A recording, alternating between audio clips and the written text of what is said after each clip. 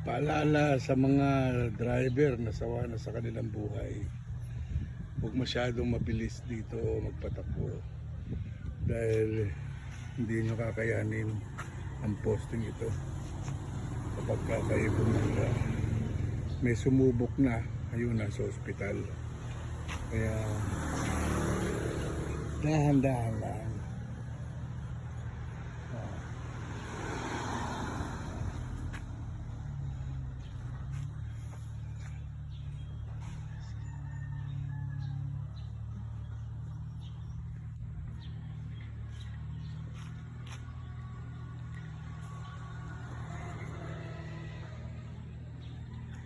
Storbo na sa kapwa, masasaktan pa kayo, hindi nasa ospital kayo ngayon.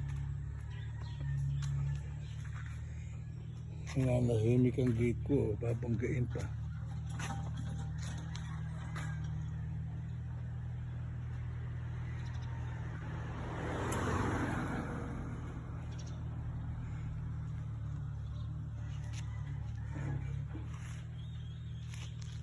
Dahan-dahan lang at makipatandaan.